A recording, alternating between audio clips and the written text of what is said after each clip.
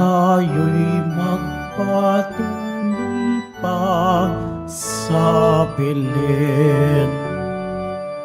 Ating dalawin ang batang manunubos, atin ngayong dalawin, atin ngayong dalawin, dalawit sambahin, siya ang Panginoon.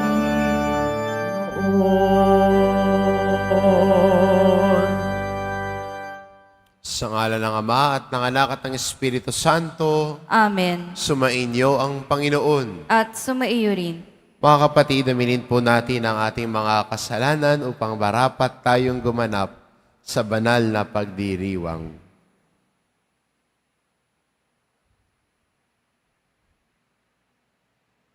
Inaamin ko Sa makapangyarihang Diyos at sa inyo mga kapatid, na lubha akong nagkasala sa isip, sa salita at sa gawa, at sa aking pagkukulang. Kaya isinasamo ko sa mahal na Birheng Maria, sa lahat ng mga anghel at mga banal, at sa inyo mga kapatid, na ako'y ipanalangin sa Panginoong ating Diyos. kaawaan tayo ng makapangyarihang Diyos, patawarin tayo sa ating mga kasalanan, at patnubayan tayo sa buhay na walang hanggan. Amen. Panginoon, kaawaan mo kami. Panginoon, kaawaan mo kami. Kristo, kaawaan mo kami. Kristo, kaawaan mo kami. Panginoon, kaawaan mo kami. Panginoon, kaawaan mo kami.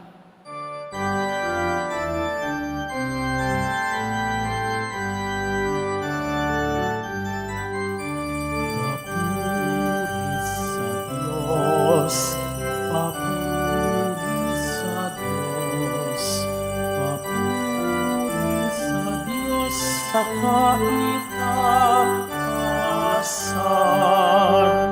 at sa lupa'y kapayapaan, at sa lupa'y kapayapaan sa mga taong kinalulugdan niya.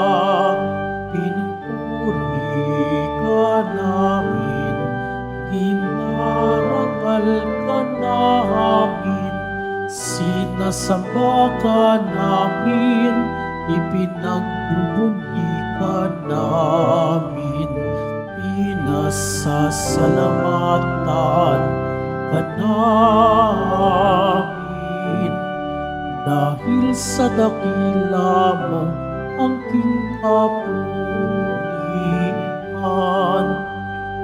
Panginoong Diyos, Hari ng langit, Diyos amang makapangyarihan sa lahat, Panginoong Jesucristo, bugtong na anak, Panginoong Diyos, Kordero ng Diyos, anak ng Ama. Ikaw na nag-aalis ng mga kasalanan ng sanlibutan, maawa ka, maawa ka sa amin.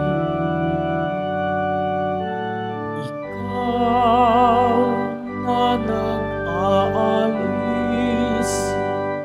ng mga kasalanan ng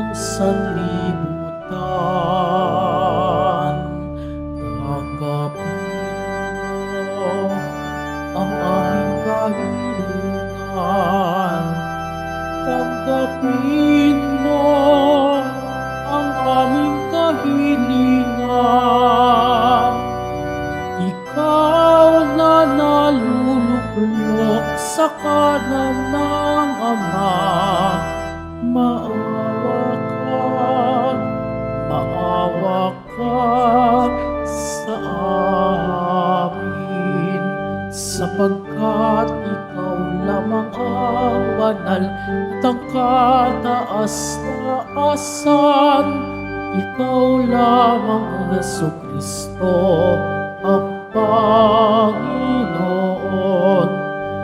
kasama ng Espiritu Santo sa kadakilaan ng Diyos Ama. Amen. Ng Diyos Ama. Amen. Papuri sa Diyos. Papuri sa Diyos. Papuri sa Diyos sa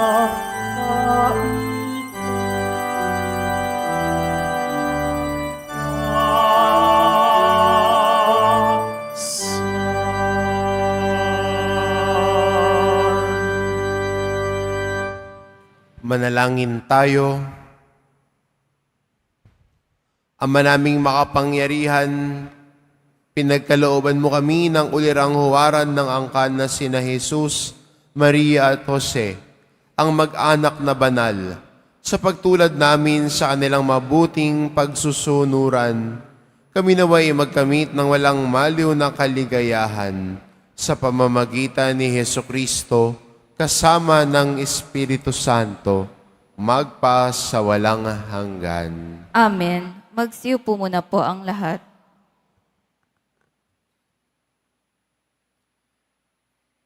Pagbasa mula sa unang aklat ni Samuel. Naglihi si Ana at dumating ang araw na siya'y nagsilang ng isang sanggol na lalaki. Samuel ang pinangalan niya rito sapagkat ang sabi niya, siya'y kaloob sa akin ng Panginoon. Pagkalipas ng isang taon, si Elkana at ang kanyang sambahayan ay muling nagpunta sa Silo upang sumamba sa Panginoon.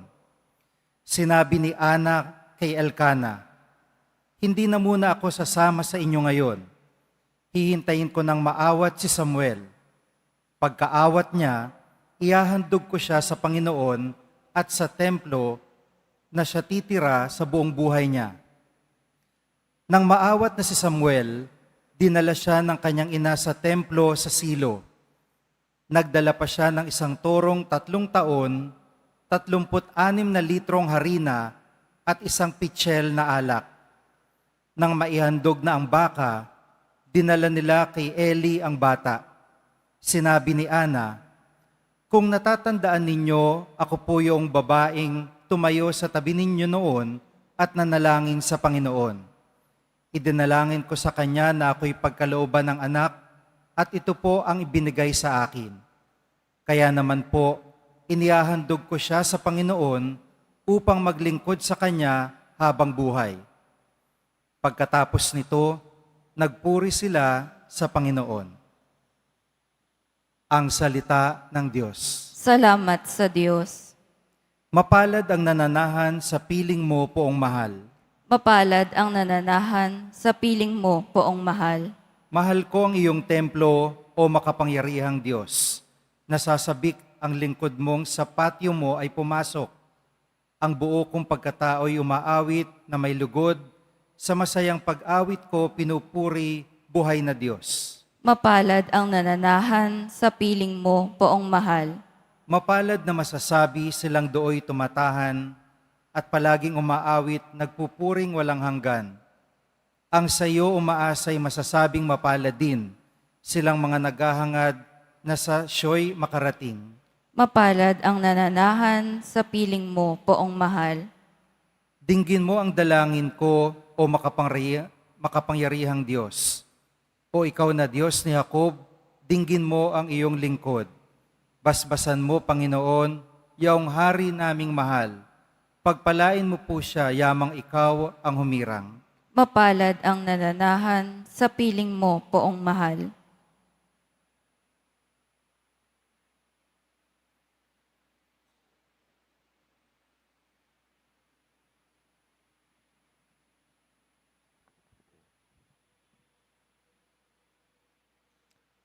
Pagbasa mula sa unang sulat ni Apostol San Juan. Isipin ninyo kung gaano kalaki ang pag-ibig sa atin ng Ama. Tinawag niya tayong mga anak ng Diyos at iyan ang totoo. Ito ang dahilan kung bakit hindi tayo nakikilala ng mga makasanlibutan. Hindi nila kinakilala ang Diyos, mga minamahal. Sa ngayon tayo mga anak ng Diyos, ngunit hindi nahayag ang pagiging makalagayan natin. Gayunman, alam nating sa pagparitong muli ni Kristo, tayo matutulad sa Kanya, sapagkat makikita natin siya sa Kanyang likas na kalagayan. Mga minamahal ko, kung hindi tayo inuusig ng ating budhi, panatag ang ating loob na makalakalapit sa Diyos. Tinatanggap natin ang anumang ating hingin sa Kanya sapagkat sinusunod natin ang Kanyang mga utos at ginagawa ang nakakalugod sa Kanya. Ito ang Kanyang utos. Manalig tayo sa Kanyang anak ni si Kristo at mag-ibigan gaya ng inuutos ni Kristo sa atin. Ang sumusunod sa mga utos ng Diyos ay nananatili sa Diyos at nananatili naman sa Kanya ang Diyos at sa pamamagitan ng Espiritong ipinagkakaloob niya sa atin ay nalalaman nating nananatili siya sa atin. Ang salita ng Diyos. Salamat sa Diyos. Pagsitayo na po ang lahat.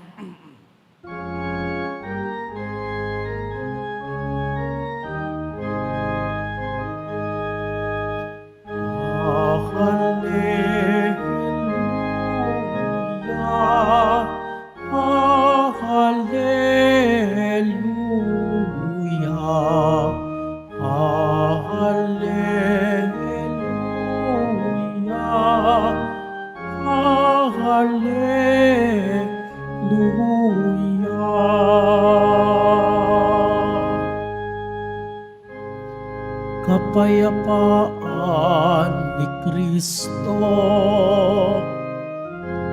at salita niyang totoo naway manahan sa inyo.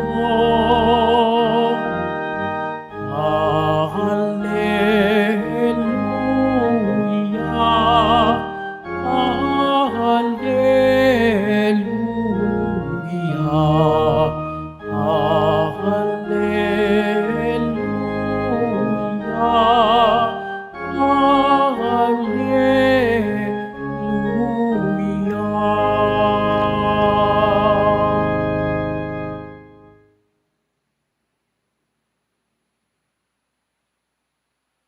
Sumainyo ang Panginoon, At sumaiyo rin. ang mabuting balita ng Panginoon ayon kay San Lucas. Papuri sa iyo, Panginoon. Taon-taon tuwing pista ng Pasko, ang mga magulang ni Jesus ay pumupunta sa Jerusalem. At ng 12 taon na siya, pumaroon sila gaya ng dati nilang ginagawa. Pagkatapos ng pista, sila'y umuwi na. Nagpaiwan si Jesus sa Jerusalem, ngunit hindi ito napansin ng kanyang mga magulang. Sa pag-aakala ng isa na si Jesus ay kasama ng isa, nagpatuloy sila sa maghapong paglalakbay. Nang malaman nilang hindi siya kasama, siya'y hinahanap nila sa kanilang mga kamag-anak at kakilala. Hindi nila siya matagpuan, kaya't bumalik sila sa Jerusalem upang doon hanapin. At ng ikatlong araw, natagpuan nila si Jesus sa loob ng templo, nakaupong kasama ng mga guro. Nakikinig siya sa kanila at nagtatanong, at ang lahat ng nakarinig sa kanya ay namangha sa kanyang katalinuhan. Nagtaka rin ang kanyang mga magulang nang siya'y makita. Sinabi ng kanyang ina, "Anak, bakit naman ganyan ang ginawa mo sa amin?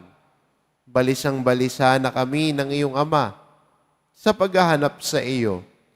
Sumagot siya, bakit po ninyo ako hinahanap? Hindi ba ninyo alam na ako'y dapat na nasa bahay ng aking ama? Ngunit hindi nila naunawaan ang pananalitang ito. Siya'y umuwing kasama nila sa Nazaret at naging isang masunuring anak. Ang lahat ng bagay na ito ay iningatan ng kanyang ina sa kanyang puso. Patuloy na lumaki si Jesus, umunlad sa kanyang karunungan at lalong kinalugdan ng Diyos at ng mga tao. Ang mabuting balita ng Panginoon. Pinupuri ka namin, Panginoong Heso Kristo. Magsiupo muna po ang lahat. Sa araw na ito, ang linggo, pagkatapos ng araw ng Pasko, ay pinagdiriwang po natin ang kapistahan ng banal na mag-anak. Habang tayo po ay nasa panahon ng Pasko, no, huwag niyong isipin na tapos na ho ang Pasko. Nagsisimula pa nga lang ho tayo. Iniisip kagad ng iba, ay tapos na ang January 25, ay 26 na, 29 na, tapos na ang Pasko. Hindi ho. Nagsisimula pa lang tayo. Tapos man ang araw ng Pasko, tayo bilang simbahan ay pumapasok sa panahon ng Kapaskuhan. Parang sa atin, di ba? Iba gusto magsimula September pa lang. Kaya September 1 pa lang, pagpasok mo sa mall, boses na ni Jose Marichan ang naririnig mo. But it doesn't end on December 25. It just starts on December 25. At sa pagdinilay natin bilang isang simbahan, kasama ng panahon at nakapaloob sa panahon ng Pasko, ang kapistahan ng banal na mag-anak. At kung titignan din naman natin, kasama natin bilang mga Pilipino, ay hindi ba tuwing Pasko, ito yung panahon na kahit buong taon kang busy, nagkakaroon ka ng oras para sa pamilya mo. Yung iba, kahit halos buong taon nang nasa abroad nagtatrabaho, pagdating ng mga panahong ito ng Kapaskuhan, uuwi, makapiling ang pamilya. Dahil ito'y kasama sa mga pinahahalagahan natin bilang mga Pilipino. Part of our values as a Filipino people is our love for our family. At sana wag nating tatanggalin yun kasi value natin yun eh. Yun yung pinapahalagahan natin eh. Kung yung ibang lahi, hindi ganoon, hayaan nyo sila. Huwag nyo rin gayahin. Kasi, yun yung nagbibigay sa atin ng identity, yung value natin. And what do you value? What is important to you? Kasi di ba, kung ano yung mahalaga sa atin, yun yung pinahahalagahan natin. At kung para sa atin, bilang mga Pilipino, mahalaga sa atin ang ating pamilya, binibigyang halaga natin ang pamilya natin. What is important to what we value, we give importance. Kaya marami ho tayo mga kababayan na dahil sa kanilang pagmamahal sa pamilya, mabigyan ng mabuting at magandang kinabukasan, yayakapin ang lungkot ng ibang bansa. Iba'y handang magsakripisyo para mabigyan ng pangangailangan ng pamilya. Dahil nga, mahalaga, pinahahalagahan.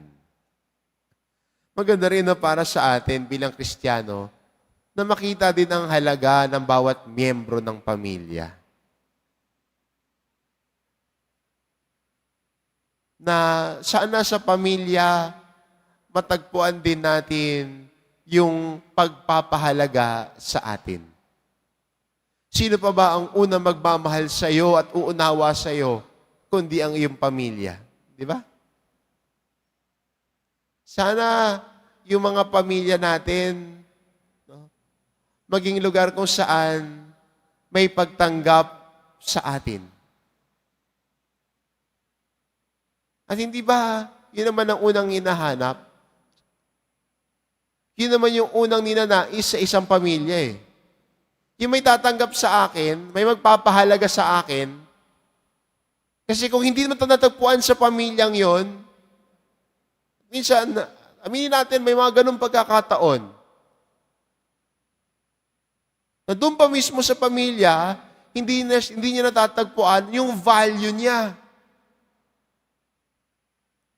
Doon pa sa sarili niyang pamilya, hindi niya natatagpuan na siya'y tanggap.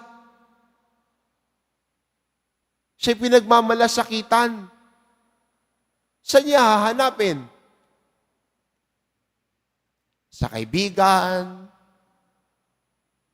sa mga kakilala na nakakaunawa sa kanya, at para sa kanya sinasabi niya, sila ang pamilya ko kasi sila nakakaunawa sa akin eh.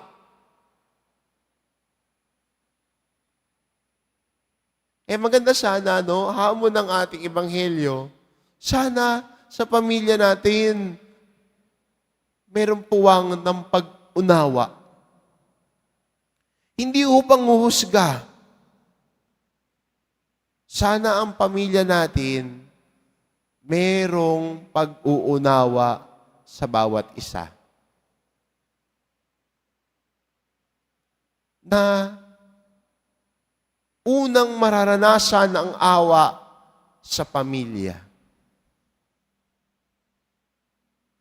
At dahil may awa, merong pag-unawa.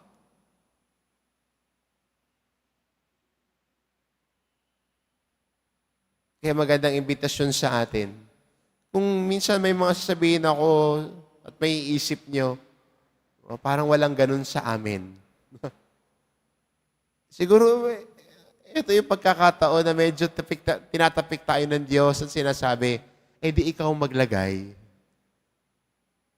Di ikaw mauna. Ikaw ang magtanim para umusbong ang unawa at pagtanggap sa iyong pamilya na plano ng Diyos. Sow the seeds. Sabi nga ho ni San Juan de la Cruz, if there is no love, put love and you will find love. So if you find in your families na parang kulang ng pag-unawa, kulang ng pagtanggap sa bawat isa, ikaw ang unang maglagay, ikaw ang magtanim. Maganda rin ho sa bawat pamilya, kasama ng unawa at pagtanggap, sana wag mawala din ang pagpapatawad. Wala naman pong pamilyang perpekto. Maliban na lang po kung ang apelyido nyo ay perfecto at kayo ay perfecto family. Pero aminin din naman natin, kahit ang perfecto family, ay may kanya-kanya rin kahinaan. Minsan yung mag-asawa, nagtatalo, magkapatid, nag-aaway, yung magulang at anak ay nagtatalo at hindi nagkakaunawaan. Pero sana sa pamilya, una din nating matatagpuan at lagi nating nararanasan ang pagpapatawad. Kung sa pamilya nga, tinitignan yung iyong kahinaan eh. Sa kabila ng kahinaan mo, tinatanggap ka, niyayakap ka. Kasama din ng pagtanggap ng kahinaan mo ay ang pagpapatawad sa mga pagkukulang mo. Wala naman sigurong hindi nagkakamali sa atin eh.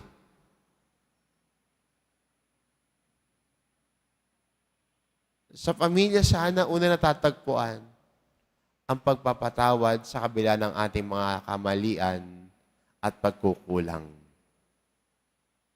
At ito'y sinabi rin ng ating Santo Papa Francisco. Alam niya na ang mga pamilya ay may kanya-kanyang kahinaan. Minsan, sinabi pa niya, minsan may mga panahon na ang plato ay lilipad. Pero sa kabila noon, sana may puwang ng pagpapatawad sa pamilya. Kaya magandang imbitasyon din ho sa atin bilang mga Kristiyano na pinapakita sa atin ng Diyos. No? Ano ba ang isang pamilya? Tumitingin tayo sa araw na ito sa modelo ng sila ho yung perfect family. Si Jose, Maria at Jose. At si Jesus. Tuloy. Sila yung perfect family. At sana ang ating mga pamilya, dahil sila yung pinahahalagahan natin, ay matulad natin kahit papano sa pamilya ay pinapakita sa atin ni Jose, Maria at ni Jesus. May pagtanggap, may pag-unawa, at higit sa lahat, may pagpapatawad. At bakit natin binibigyan ng sentro ang pamilya sa buhay natin bilang Kristiyano at bilang Pilipino?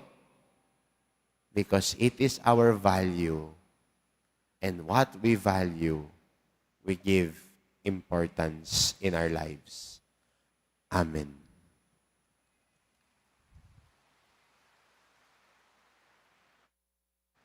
Magsitayo na po ang lahat.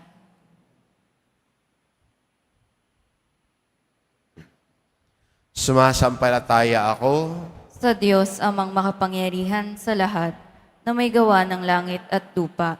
Sumasampalataya ako kay Hesukristo, iisang anak ng Diyos, Panginoon nating lahat. Nagkatawang tao siya lalang ng Espiritu Santo, ipinanganak ni Santa Mariang Birhen, pinagpakasakit ni Poncio Pilato, ipinako sa krus, namatay, inilibing, nanaog sa kinaroroonan ng mga yumao. Nang may 3 araw na buhay na maguli, umakyat sa langit, naluluklok sa kanan ng Diyos amang makapangyarihan sa lahat. Doon magmumulang paririto at huhukom sa nangabubuhay at nangamatay na tao.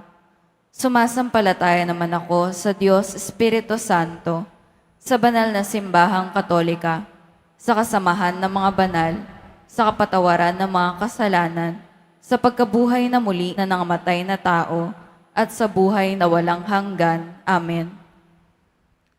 Mga minamahal ko mga kapatid, nagpapasalamat tayo sa Diyos nating Ama sapagkat Kanyang ipinadala ang Kanyang anak bilang ating kawangis sa pamamagitan ng isang pamilya. Gayon din, sama-sama tayong dumulog sa Kanya para sa ating mga natatanging kahilingan. Sa bawat panalangin ng ating itugon, Panginoon, pagpalain mo ang iyong bayan. Panginoon, pagpalain mo ang iyong bayan. Para kay Francisco na aming Santo Papa, ni Jose na aming Obispo, mga pari, diakono, relihiyoso at relihiyosa, patuloy nawa silang lumago sa kabanalan sa pamamagitan ng kanilang pagiging kalakbay ng bawat mananampalataya. Manalangin tayo. Panginoon, pagpalain mo ang iyong bayan. Para sa mga namumuno sa aming bayan, maging mabuting halimbawa nawa sila sa kanilang kawan. Itaguyod ang kapayapaan at ang halaga ng buhay at pamilya na patuloy na naaapektuhan ng kahirapan at kawalan ng katarungan. Manalangin tayo. Panginoon, pagpalain mo ang iyong bayan. Para sa mga pamilyang nagdurusa dahil sa paghihiwalay, problema sa droga, at iba pang uri ng pang-aabuso, makatagpo nawa sila ng lakas at paghilom sa pag-ibig ni Jesus. Manalangin tayo. Panginoon, pagpalain mo ang iyong bayan.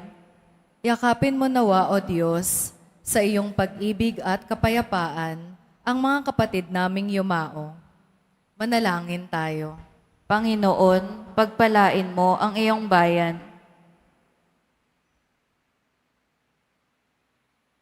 Ama namin, halina't tinggin at palakasin mo ang iyong bayan, nang sa gayoy tulad ni Maria, mapuspos kami ng bagong buhay, kagalakan at lakas sa maluwalhating pagdating ng iyong minamahal na anak na nabubuhay at nagahari, kasama mo magpa sa walang hanggan. Amen. Magsiupo muna po ang lahat.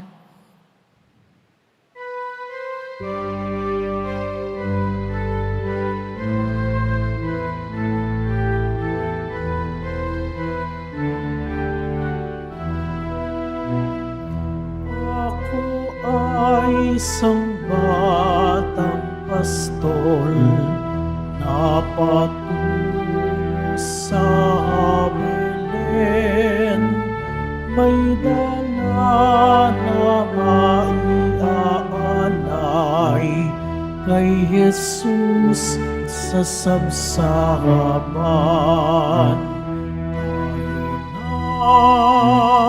Tayo na, sa Belen tayo na sa Belen, at doon kay sarap mag-awitan sa tabi ng sabsaban. Ako'y may dalang tinapay, alak na dulot ay lakas, sa amin nagbibigay buhay. O Jesus naman iligtas.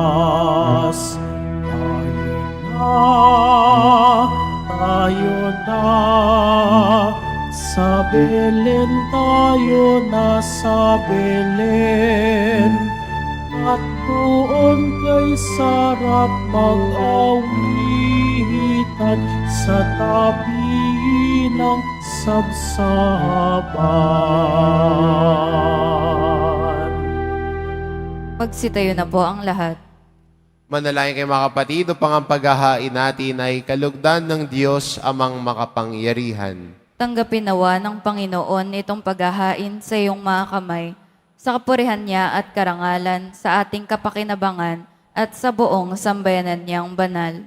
Ama naming lumikha, sa pagganap namin sa hain ng pakikipagkasundo, kami naway tuwangan ng mahal na Birhen at ni San Jose sa aming pagdalangin para maging matatag ang mga mag-anak sa iyong kagandahang loob at kapayapaan sa pamamagitan ni Hesukristo kasama ng Espiritu Santo, magpas sa walang hanggan. Amen.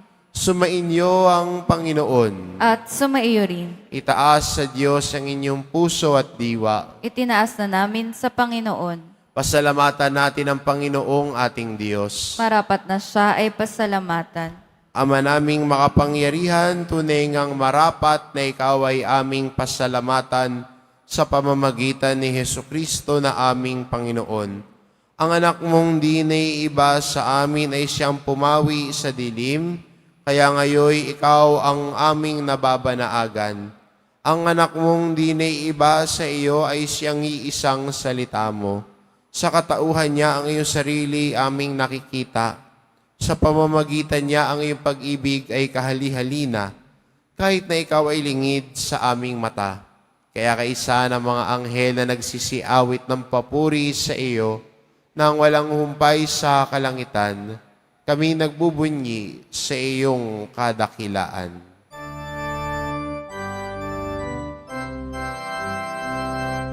Santo, Santo, Santo, Panginoong Diyos ng mga hukbo,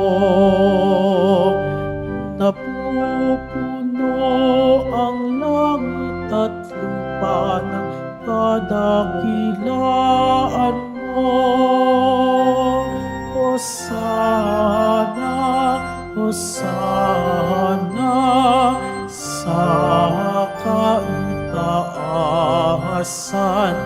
Hosana, Hosana sa kaitaasan, pinagpala ang naparirito sa ngalan ng Panginoon. Hosana, Hosana sa kaitaasan, Hosana, Hosana sa kaitaasan.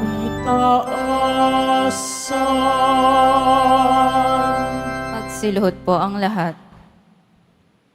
Ama naming banal, ikaw ang bukal ng tanang kabanalan, kaya't sa pamamagitan ng iyong Espiritu, gawin mong banal ang kaloob na ito upang para sa amin maging katawan at dugo ng aming Panginoong Hesukristo.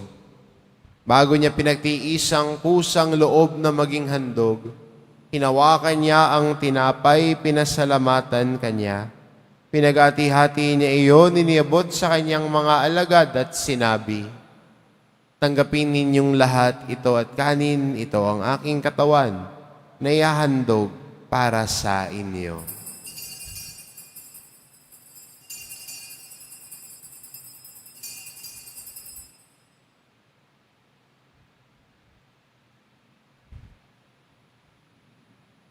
Gayon din naman na matapos ang hapunan, hinawakan niya ang kalis, muli kanyang pinasalamatan. Iniabot niya ang kalis sa kanyang mga alagad at sinabi, "Tanggapin ninyong lahat ito at inumin, ito ang kalis ng aking dugo, ng bago't walang hanggang tipan, ang aking dugo na ibubuhos para sa inyo at para sa lahat, sa ikapagpapatawad ng mga kasalanan. Gawin ninyo ito sa pag-alala sa akin."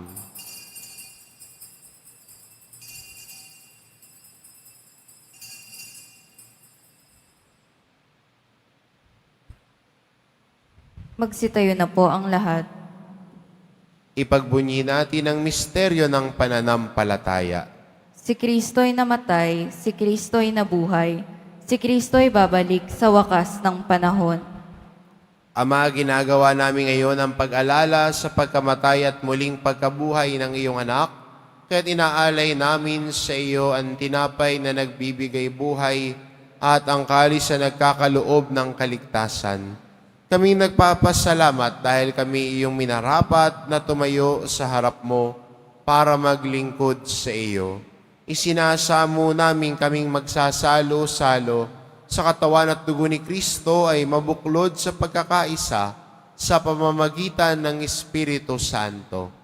Ama, lingapin mo ang iyong simbahang laganap sa buong daigdig. Puspusin mo kami sa pag-ibig, kaisa ni Francisco na aming Papa at ni Jose na aming Obispo at ng Tanang Kaparian. Alalahanin mo rin ang mga kapatid naming nahimlay na may pag-asang sila'y muling mabubuhay, gayon din ang lahat ng mga pumanaw. Kaawaan mo sila at patuloyin sa iyong kaliwanagan. Kaawaan mo at pagintapatin kaming lahat na makasalo sa iyong buhay na walang wakas, kaisa na mahal na Birheng Maria na ina ng Diyos, na ang kabiyak ng puso niyang si San Jose, kaisa ng mga apostol at ng lahat ng mga banal na namuhay dito sa daigdig ng kalugod-lugod sa iyo, maipagdiwang nawa namin ang pagpupuri sa ikararangal mo sa pamamagitan ng iyong anak na aming Panginoong Hesukristo. Sa pamamagitan ni Kristo, kasama niya at sa Kanya, ang lahat ng parangal at papuri ay sa iyo, Diyos amang makapangyarihan, kasama ng Espiritu Santo, magpa sa walang hanggan.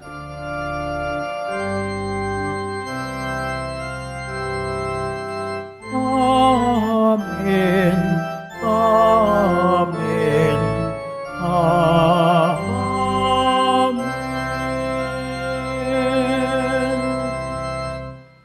Sa tagubili ng mga nakagagaling na utos at turo ni Jesus na Panginoon natin at Diyos, ipahayag po natin ng lakas loob.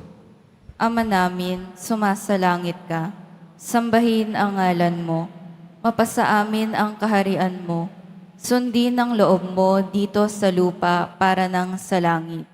Bigyan mo kami ngayon ng aming kakanin sa araw-araw at patawarin mo kami sa aming mga sala para ng pagpapatawad namin sa nagkakasala sa amin.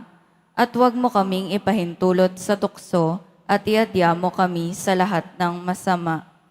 Hinihiling namin kami adya sa lahat ng masama pagkalooban ng kapayapaan araw-araw.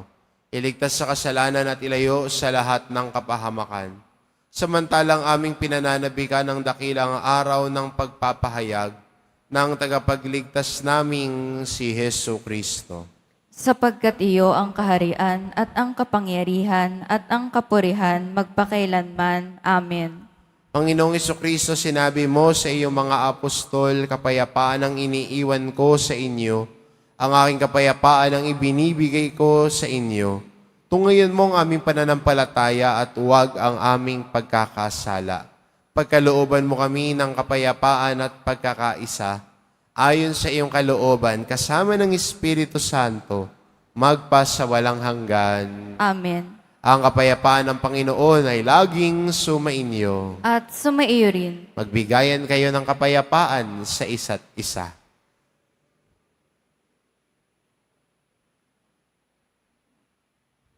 Kordero ng Diyos na nag-aalis ng mga kasalanan ng sanlibutan, maawa ka sa amin. Kordero ng Diyos na nag-aalis ng mga kasalanan ng sanlibutan, maawa ka sa amin. Kordero ng Diyos na nag-aalis ng mga kasalanan ng sanlibutan, ipagkaloob mo sa amin ang kapayapaan. Magsiluhod po ang lahat.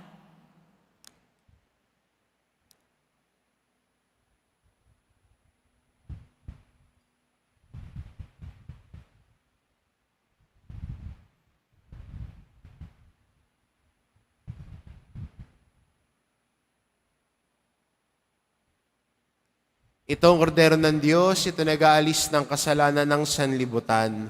Mapalad ang mga inaanyayahan sa kanyang piging. Panginoon, hindi ako karapat-dapat na magpatuloy sa iyo, ngunit sa isang salita mo lamang ay gagaling na ako.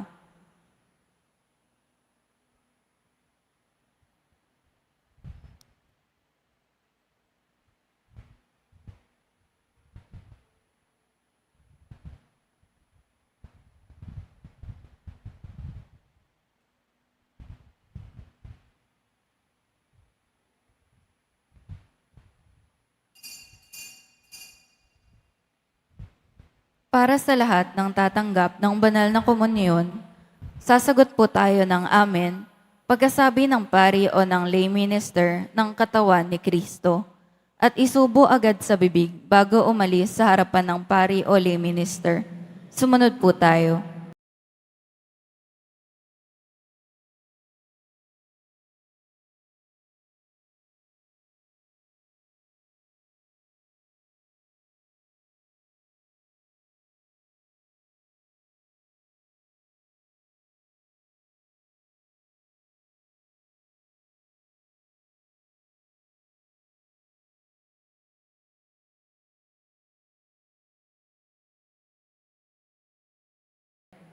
Magsitayo na po ang lahat. Manalangin tayo.